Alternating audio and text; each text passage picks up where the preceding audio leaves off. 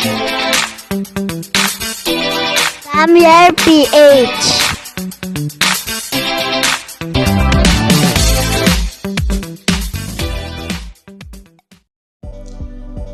Hi guys, welcome back sa aking channel. Bali katatapos lang guys ng bagyong Christine. Yan, medyo maganda-ganda na panahon dito sa atin guys. Pakita ko nga pala sa inyo guys kung paano yung ginagawa kong diskarte guys pag walang kuryente. Yan, kasi walang kuryente dito sa amin guys halos 2 days pa 3 days na ngayong araw na to. Yan, kasi kahapon sobrang lakas talaga ng ulan saka ng hangin guys. Umabot kasi kami sa signal number 2. Yan, bali ibang 3-3 na nga kami. Buti na lang medyo humina guys. Yan, itong mga rep tab natin kahapon guys, yan punong-puno ng mga dahon ng mangga saka ng rambutan to guys. Yan, bali natanggal na natin yung iba tapos nabawasan na natin yung tubig. Yan, nakapagbawas na nga pala tayo dito sa iba nating rep tab kagaya dito sa ating mga railings guys. Yan, so far naman wala namang mga mortality dito sa ating mga railings. Yan, halos 500 kasi yung railings na naando sa ating rep tab. Yan, tapos meron tayong tatlong buried dito sa planggana. Yan, dinamihan lang natin guys ng water plants. Yan, pag wala kasing kuryente or wala tayong pump, yan, kailangan nating damihan guys ng mga water plants para yan magsisilbing ano sa kanila yan, dissolved oxygen guys. Yan, tapos yan, nandito yung ating mga 3 inches na pang out. Yan, kasi meron ako nilagay dito guys na 15 set ng trio. So far naman guys, malalakas pa at masisigla yung ating mga crayfish dito. Ayan, babawasan natin ng tubig to. Tapos paltan na rin natin mamaya guys ng tubig kasi puro tubig ulan na tong ating naandito sa rep tab natin.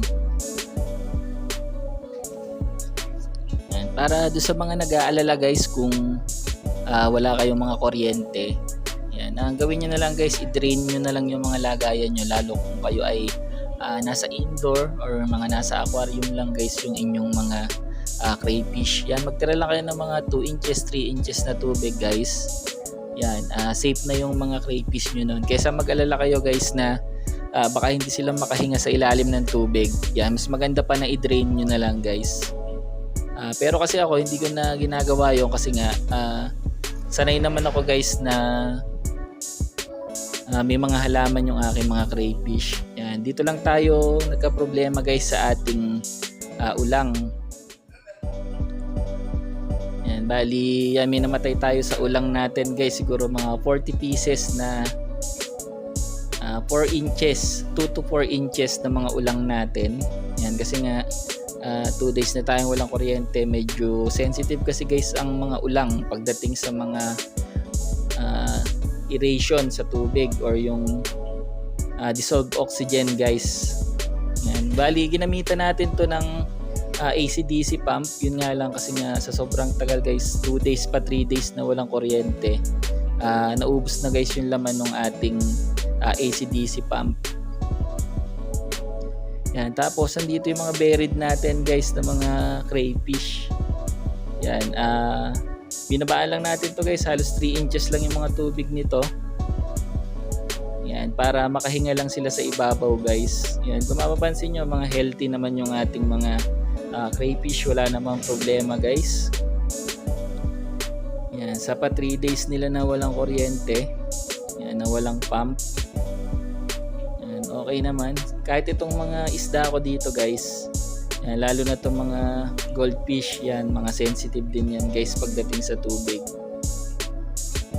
Yan, tapos yung breeder natin guys, nilipat nga pala natin dito sa 75 gallons natin. Yan, kung matatandaan nyo guys, dito nakalagay yung ating arwana saka yung ating Oscar, yung ating mga monster fish.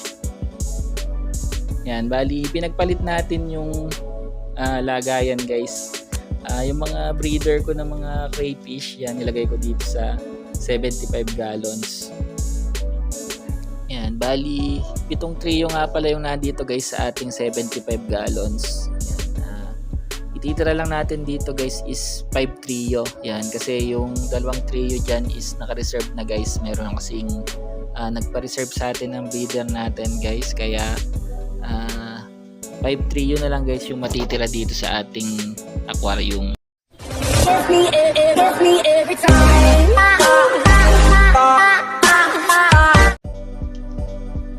Yan, ganyan lang kababa guys yung tubig natin dito sa ating 75 gallons. Pati pag nagbibigay ako ng pagkain guys, konting-konti lang.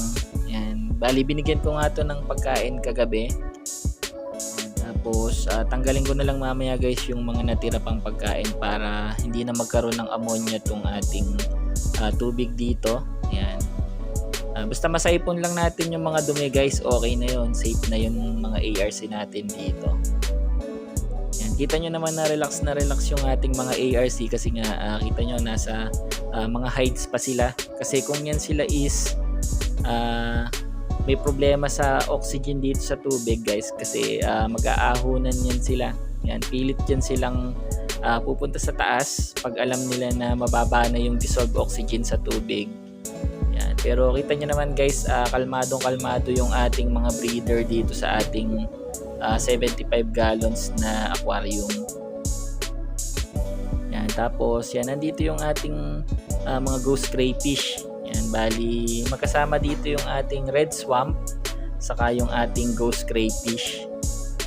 Yan, may laman to guys na mga 12 pieces na ghost crayfish saka red swamp. Yan, bali tig 6 pieces sila. Yan, bali ito nga may nag-molt pa ng ating red swamp. Yan, bali ito yung ating male na red swamp. Bali nagbibreed na rin to guys tong ating mga red swamp saka yung ating ghost crayfish. Yan, hindi naman kasi ako guys natatakot na mag-breed ng size is mga 3 inches kasi normal lang naman sa kanila yan guys. Ang mahirap lang dyan guys is pag-breed kayo yung mga bansot, yun yung liliit din yung mga magiging anak. Pero itong mga bata pa na nag-breed, okay lang yun guys kasi lalaki pa naman din yan sila kasi yung mga nagiging anak nila guys is lumalaki din yun. Yan, ito tatanggalin natin mamaya, isasaipon natin tong mga natira nating pagkain dito sa ating mga breeder na ARC. Yan, para malinis na ulit sila. Yan, tsaga-tsaga lang talaga guys pag walang kuryente. Yan, para safe yung ating mga alaga. Yan, basta huwag nilang hahayaan guys na dumumi yung tubig nila guys. Hindi kayo mangangamba na mamatay yung inyong mga crayfish. Yan, tapos yan, andito na nga pala guys yung ating mga monster fish. Yan, ito yung ginamitan din natin ng ACDC. Yan, kaya lang lobat na nga guys. Okay naman sila, sa tingin ko hindi naman sila kinakapos ng hininga kasi nga napunta pa sila sa ilalim ng tubig guys. Kasi ang mga isda guys pag alam mo na mababa yung dissolved oxygen guys, yan magpupumilit yan sila na umahon. Yan, bali yun lang yung palatandaan ko guys kung maganda pa yung level ng ating dissolved oxygen sa mga tubig natin guys. Napakalaki na kasi guys ng ating arowana, halos 18 inches na, kaya sikip na siya dun sa 75 gallons natin.